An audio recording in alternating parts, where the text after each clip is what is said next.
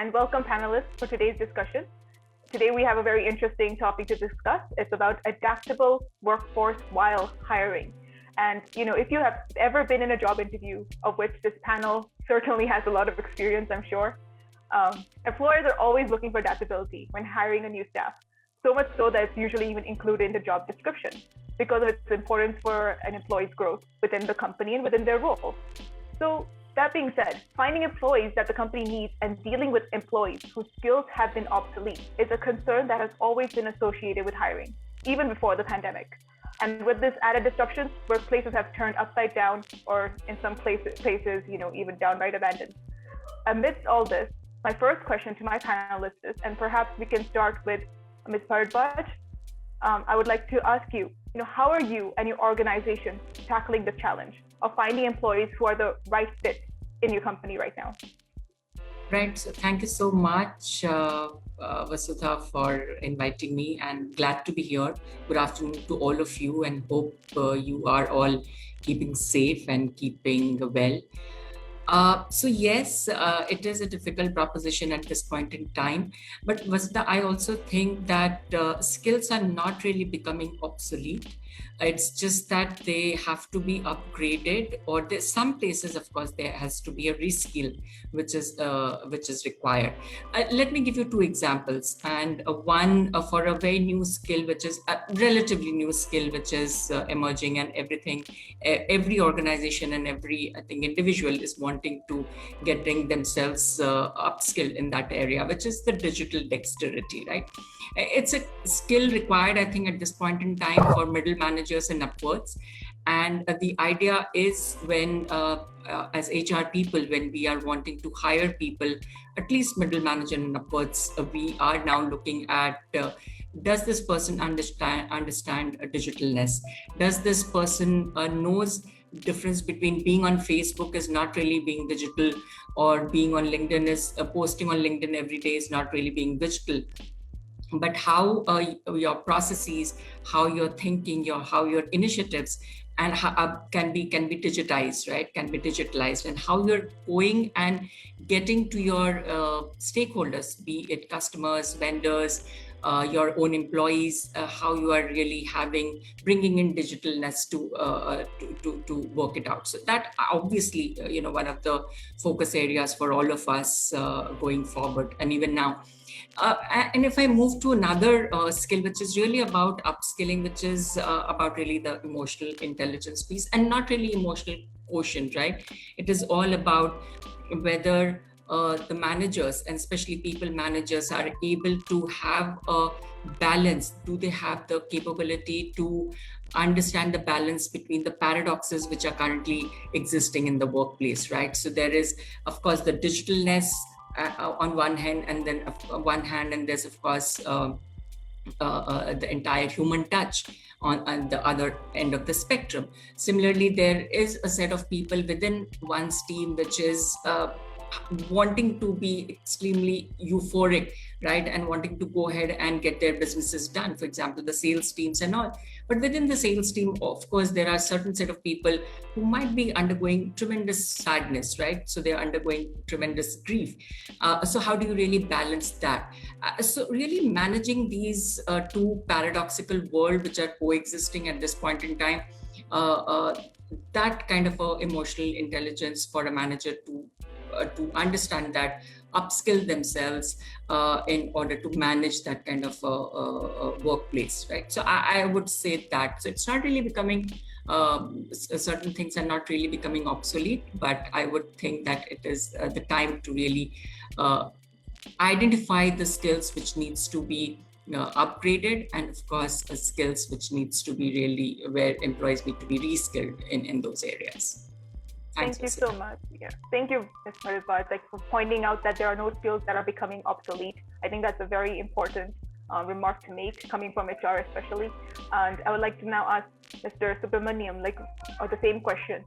How are you and your organization tackling these challenges or finding employees who are the right fit for your company during these times? Thanks, Vasudha. And there are two kinds of employees in low retail, and I'm going to pan down to the bottommost layer in a brick and mortar food and grocery retailer like More. We have 12,000 odd employees in our stores, and it's a situation where we don't the wave 2 of the pandemic, we know the direction that's going to go, and therefore many of our stores are under restricted working hours, and it keeps changing, and many of our sections are shut half the time.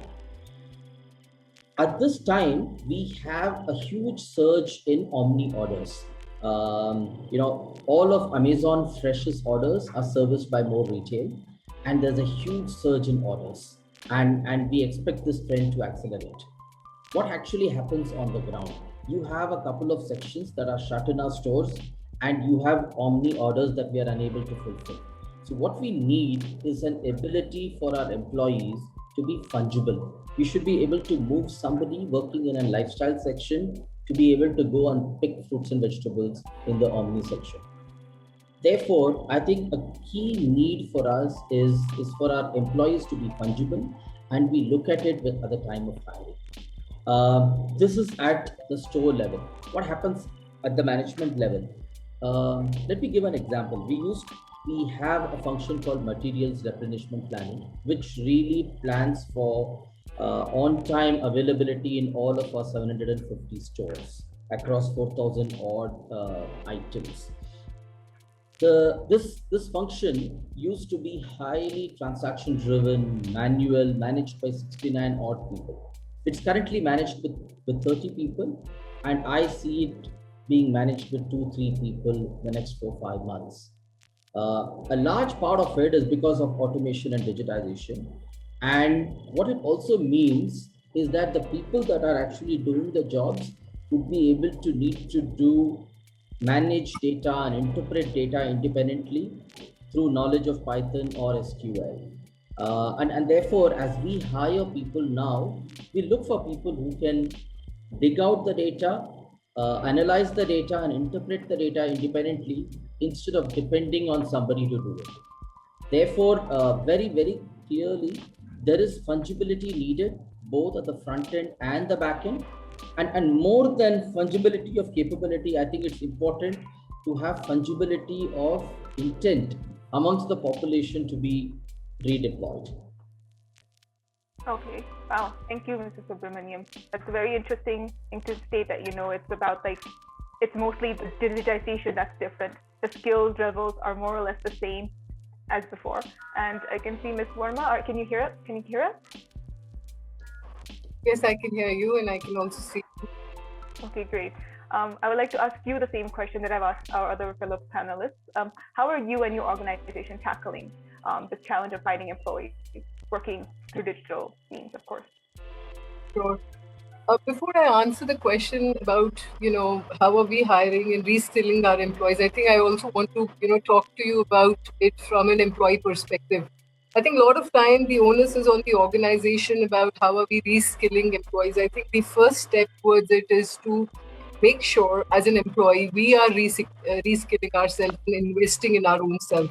In fact, at Amazon, we have one of the core leadership principle called learn and be curious. So whenever we are hiring someone at Amazon, we say that a person who is, high on curiosity and is high on learnability is someone that we would like to hire. So we look at potential of the person, not just about, whether the person is fit for the given role, but does this person have potential to have a career at Amazon in years to come?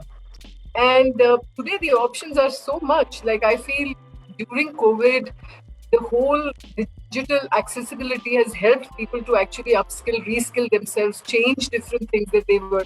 Like you can do a course from Harvard to, use Quora to, you can do so many online things and reskill or upskill or do different things. So from an employee perspective, I think before we expect an organization to invest in you, I think you need to take the first step to be curious, to learn about things which are going on around you. From an organization perspective, of course, while we are hiring, we should focus on, hiring the right talent who has the aptitude to be, who wanting to learn, wanting to be curious, wanting to do something new, different. But also, I think we should have some programs internally in order to promote people who would like to, go ahead and do something different in different stages of their career. One of the data that I had seen was that at any point of time, if you ask a room full of people if they would like to do something different, 60% of those people would say, I'm wanting to do something different in my career. So I think it is important as an organization, we should give those opportunities to people to try out new things. In fact, Amazon launched something called Atlas, where we pick up people who don't have who don't have careers in tech and wants to move into tech. So we actually skill them internally for 6 months and move them into technology-led careers. And that has been pretty successful because a lot of people initially did not, take up engineering, but later wanted to get in a tech kind of a career. The second thing I felt that during pandemic, a lot of women who had taken a break during, because they wanted to support their families and all, they actually started doing a lot of courses and started coming back to organizations to get flexibility because you can work from home, so you don't need to leave your kids and family members.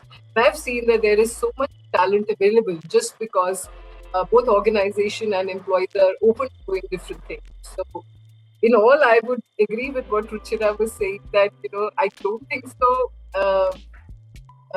There is a challenge. I think we need to look at it from different perspectives. Oh, that's really great. I mean, and also it's interesting that you focus more on the upskilling of employees and how, as an HR rep, it's important for you to be able to use the skills that these employees are building in themselves into benefiting your company and hopefully keeping them in the company and not having them leave and find other opportunities. Thank you, Mr. Chatterjee, for joining us. We were just on the first question, and I was just asking the other panelists, that what are you doing during this time to find the right fit in your company, like among employees? Like, is there anything you're doing differently, or is it still going the same, just in a digitized method? I think we definitely had to pivot and start thinking differently because the skills which are required today, when we are all talking about agility, we are talking about digital dexterity and all of it. So I think while the focus has definitely increased on all of those, but also we have started looking at people who are having a higher EQ, because I think those are the elements which are required more in the current context of empathy in terms of working in a collaborative manner. And so we've started focusing more and more of those resources, those kind of people who bring in those dimensions, as well as what I heard from some of the other panel members that, equipping internal resources also in these skills. So we are doing all of it parallelly.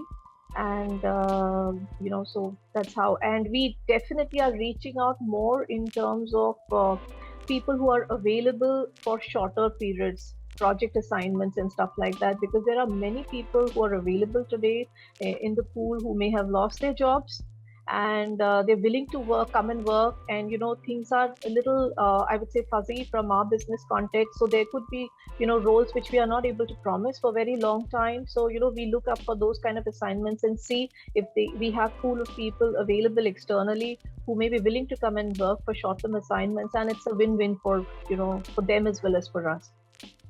Yeah. So it sounds like you're also incorporating flexi staffing into your system.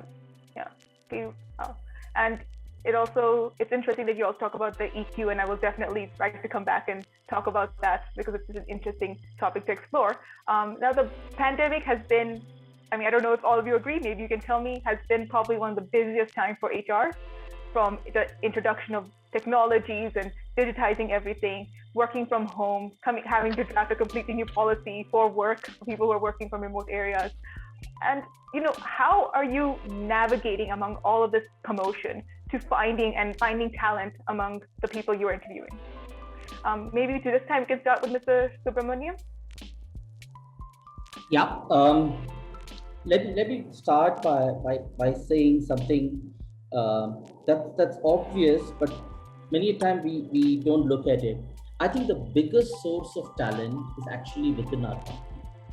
And many a time, we miss the fact that there is a lot of latent energy and space available within our talent to pick up projects, to pick up new stuff, to pick up assignments and work, right?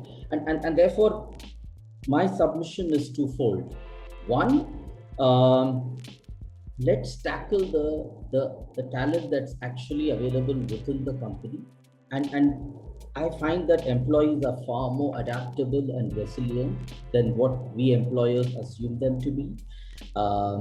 And there are obviously processes to enable this, but we need to look actively to try and see the talent that can actually pick up some of the work that's there. Two, how do we get talent that has some spare time available?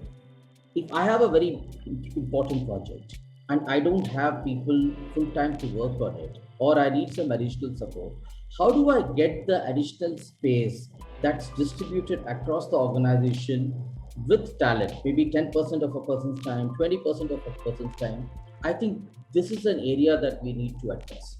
I don't think we are there as more retail as of now, but this is something that we are exploring to do in the near future. That sounds like a lot of responsibility to put on your own self, to be like look into your, like, it requires you to have so much connection with your entire employees to know exactly what their skills are and where you can use it. So thank you so much for that response, Mr. Subramanian. I think that's quite a lot of burden you're placing on yourself, and good luck with that. Now, moving to Ms. Chatterjee this time. Could you also answer the same question? Like, how are you navigating yourself and finding talent amidst all this commotion that we are seeing? So I think what Ganesh just mentioned was very, very relevant. A large part of my discussions of lately goes in kind of trying to loan resources from one team to the other, and also convincing people to see that, how this can possibly help them in their career journey. Because, there is like a lack of the right kind of talent and everybody wants to leverage on them. So helping both the leaders to let go of some of the good resources, for a given period of time, and also to convince people. I think that is a very, very important point, which, Ganesh, you brought about, and that takes a lot of our time. But the other thing is also keeping them engaged and looking after their well-being, being aware of what is individually affecting and impacting each one of them. There's a lot of personal, I think, approach which is going on today, because the context, like while you're in a work from home situation, the context differs from person to person. Someone may have a small child at home, someone would have an ailing family member, and space constrained. I mean, people who are in Mumbai, I mean, they can definitely have a lot of space issues, so in that kind of a situation, how do we deal with each of their situation, each of their career aspirations and stuff like that, is something which is humongous, and which one, as HR people, we cannot do it ourselves. So, setting up systems and processes and equipping our people, because it has to flow across in the whole organization. So, running it more as a, a larger, I would say, not just an initiative, but, more as a working style and a way of working. I think that setting up those systems and processes and culture is taking a lot of our time, because some people imbibe to this very easily. Though I think where we started off and to where we are today after one full year, I think there's been a significant progress which has been made. But still, I think in the organization is taking a lot of time. And the other part of it is this working in a pack environment kind of a thing, where there are few resources who are more as fungible, pool of resources that you can draw upon depending upon the kind of work which is happening. So there are some functions in which you can do that. I mean, in certain areas, at least in our kind of industry, you cannot have it spread all across, but at least identifying some of those resources, some of those skills, which, and then letting people know that these people are available and you can draw upon them, is something that we are trying to do. Hiring from outside at this point in time, we have minimized it significantly given our organization context, but wherever required, we are obviously looking at that. Right. Thank you, Ms. Chatterjee.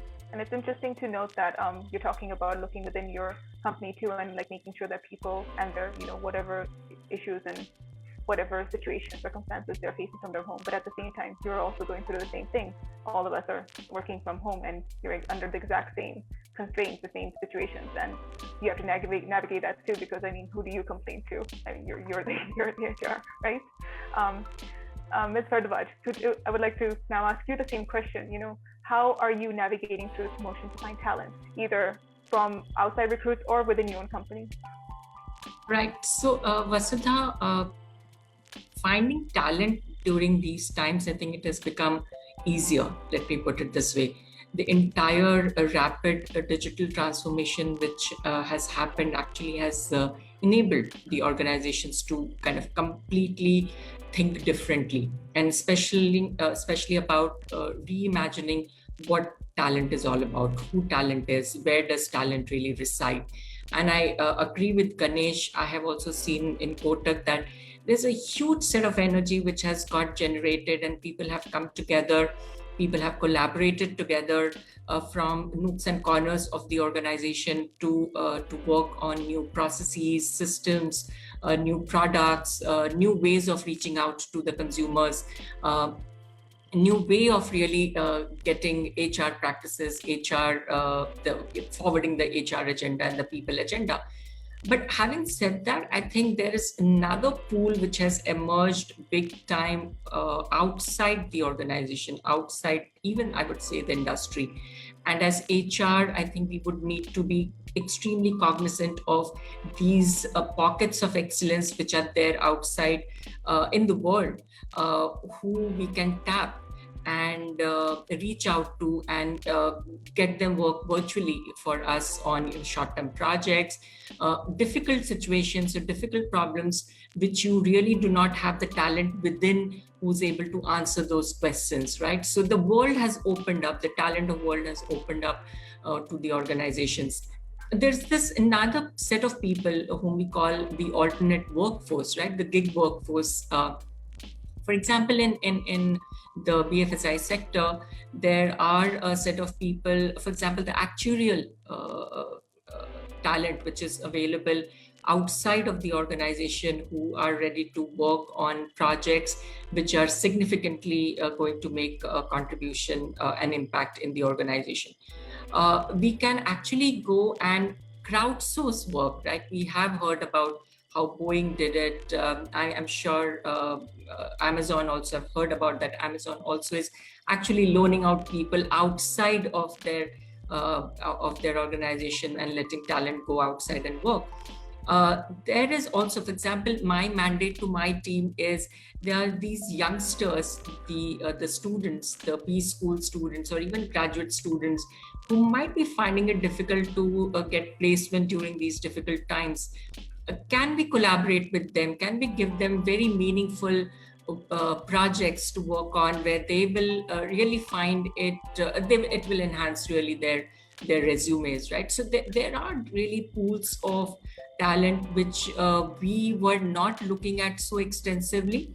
I think it is time to really open our minds and thoughts towards those kind of talent who are available outside the company and who are ready to collaborate with the organization. And it's a win-win situation really from both the sides.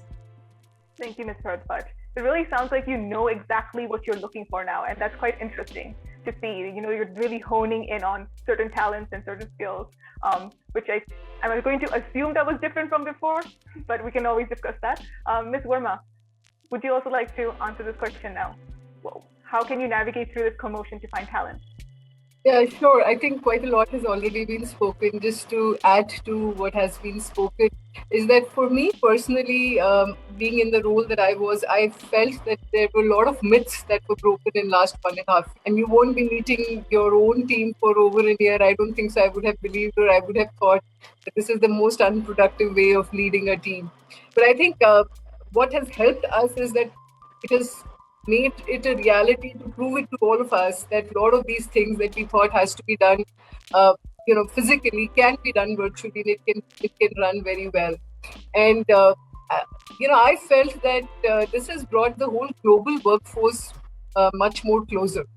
And very rightly, during these times, Amazon had to hire quite a lot of people, both the field staff as well as our technology resources, as well as our people who had to, support the call center, because there was a need and we were, wanting to do whatever we can to support our customers, work backwards from their needs.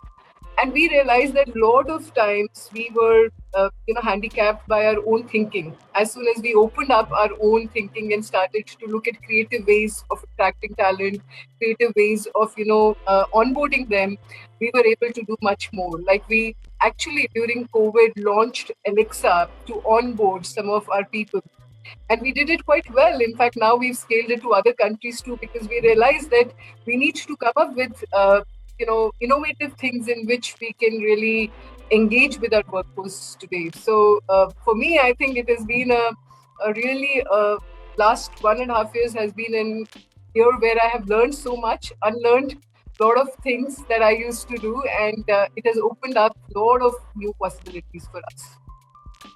Thank you, Ms. Verma. It's really interesting because we're talking about adaptability in the workforce. What I'm really hearing is like the ways you have adapted, the ways you have opened up, and the ways you have changed your mindset and how you're working, what you're looking for.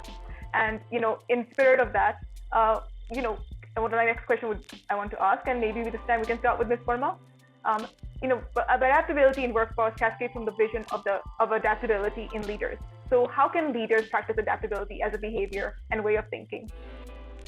Yeah, sure. I think we as HR leader need to start it with our own self. So, I can't go and tell a business leader, go hire diverse people who may not be the full skill set that you are needing, until unless I don't practice it myself. So I did that with my own team. My team has people who've come from business, from operations, from consulting, from army, and people from varied background. And I felt, and there are women who've taken a break, who've come back. I felt that because the team is diverse, they're able to build, that kind of a mindset, that kind of a culture in business leaders too. I think adaptability starts from building the right culture from the very beginning. And it has to start from the top. It is not something that can be just told and understood. If everybody who's in the organization walks the talk and is showing that they are trying to be open to new ways of working, then I think it is much simpler to do. And I think in Amazon, we really promote innovation and creativity. We tell our employees that irrespective of which level, which geography you are from, you have to work here like owners. You have to come up with innovative things to work backwards from the customer needs, and that will help you to adapt better to the world tomorrow. Thank you. Yeah, no, it's interesting that if you want diversity, it's not enough to say it. You need to go look for it yourself. You need to see how it can fit into the company or organization and in the team that you're working with. Ms. Chatterjee, could you be the next one to answer? How do you lead by example? So, in fact, Future Consumer, which is the organization that I belong, is relatively a newer organization. So we were any which way, trying to do things a little differently in the organization. So the mindset of a lot of people in this organization is, we are very disruptive in that sense. So I think from that angle, it has helped us. So, but definitely, the way we needed to be resilient ourselves, to get convinced and, also open up and share our own, I would say, vulnerability. We started doing a lot of those with people so that they see us as real. They don't get this feeling that they are stuck and that's something happening to them alone, And also the fact is that through us and our learnings and our journey, if we are able to help others see and cope with their reality, So we started doing a lot of that. As well as helping in terms of streamlining and strengthening processes with this constant change. As I mentioned, our organization, we do have this whole culture of huge change and being on the go, especially because we have access to a lot of consumer data right away through our own formats and stuff like that. So we do have this culture of using them from time to time to bring about a lot of product changes and stuff like that. But at this point in time, along with that whole, thing, what was very important is to keep everybody aligned to what was happening. Because as I said, in our organization, other than the external, market situation, we have a huge amount of change which is going on internally in the organization because of the impending deal. So we actually tried walking the talk, being more compassionate, reaching out to people from time to time, taking their ideas and suggestions, how to deal and cope with things.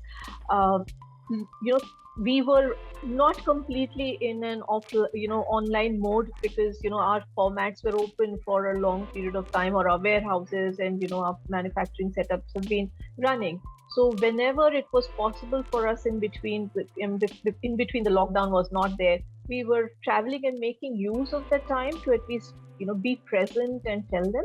But now obviously we have moved back to a scenario where traveling is not possible. So it has been through a combination of all of that. So we went through that whole process of responding. The first stage was responding. At this stage, we are still, I would say, in the process of recovery. We are still, because every day there's new learning. With the second lockdown, there is a very different learning which has come together. And I think now we are gradually reaching a stage that whereby, if they say there's a third wave which is going to come in, I think by then we will still be in a thriving situation where we would have picked up and learned, things, and ready to look at the next reality. Yeah, it sounds like you've already laid quite a lot of the groundwork for this. So it's just a matter of going back on those skills that you've used before, that you have now developed, and be using it and bettering that and evolving on that. Mr. Subramanian, how are you leading by example? I just want to mention something that Joyeeta said. We need to recognize that leaders also have families. They have crises at home, and they go through very unique personal contexts. And it's perfectly all right for leaders to display their vulnerability. That actually brings them more authentic. And one of the things that I consciously do, and I encourage my teams to do, is to share what they are going through personally. It could just be about sharing feelings. It could be talking about a personal context. In this life of Zoom, we get on from one transactional Zoom meeting to another. And I think it's important to just take 10 minutes off and just talk about what's happening with our lives and the feelings that we are going through. I think that's very, very important. If you are able to do that across the organization, I think we will create a far more empathetic and accepting organization. I think that's the way I'm looking at this. Thank you. I think that's a very good thing to impart. Ms. Bhardwaja, how are you leading by example? Right. So Vasudha, Charles Darwin very famously said that the most important factor in survival is neither intelligence nor strength, but adaptability. And during these times, really that is being tested to the fullest, right? What I've seen at Kotak is Kotak always had an entrepreneur's mindset, and that's something that we have always nurtured. And we have always said that you would need to be really up there with all your mind and soul and heart into what you are doing and thinking beyond. So adaptability is something which I would say is really ingrained in the Kotak's DNA. What I've seen our leaders doing is bringing in this entire concept, and though I'm using these words as a concept of the dispositional flexibility, but we don't use such bhari bharkam words at the workplace, but it's just that I'm seeing it being lived at Kotak. So the entire ability to remain optimistic and at the same time being realistic about the situation, so that you are really able to adapt at the right level and the right pace with what is happening in the world, right, and around us and in the industry. So that is really at the heart. And how I've seen our leaders doing it at Kotak is really they connect with a lot of wisdom. with people, they also connect with a lot of ideas.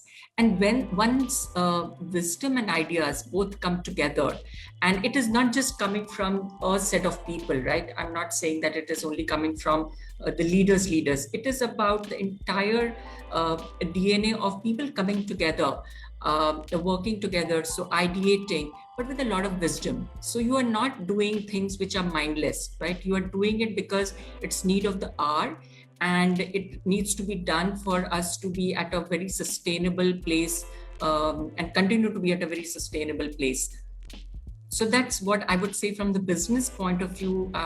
It's happening at Kotak, and it is something which is really heartening to see, right?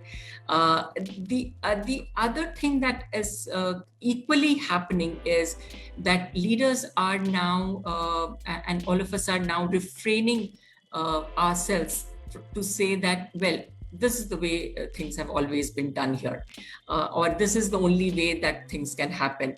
That I think has been really pushed out of the window. That entire phrase has been pushed out of the window, and the leaders, managers down the line, and that is how those thoughts are really percolating down to the last mile, to each individual in the organization. As a result, it's really a very immersive piece which is emerging, where one hand people are collaborating to work on, as I mentioned, what processes should be digitized. For example, HR, we have something called HR on Palm, where any people related activity or any people related information or any people related process is really, it's on Palm. So I really do not need to be present in person with an employee to make that person connect with the organization, connect with HR practices, to make it happen. So that's how it is happening here in my organization. Thank you, Ms. Bhardwaja. Now we only have about 5 minutes left, so I would like to ask my last question, and if everyone can just keep their answers a little brief so everyone can respond. You mentioned, actually, Ms. Bhardwaja, maybe we can start with you, because you mentioned optimism. Now I want to know, what is the role of optimism in instilling this adaptability? Is there a role? Do we need to be optimistic, or, and if there is, then how so? Absolutely. And empirical data says, Vasudha, that more optimistic people are more successful, right? So I would say simply surround yourself with positive people around you. That's short and simple and very true. Mr. Subramanian, how do you instill optimism? What is the role of optimism in instilling adaptability? I'm a student of history, and when you look back, things have always improved.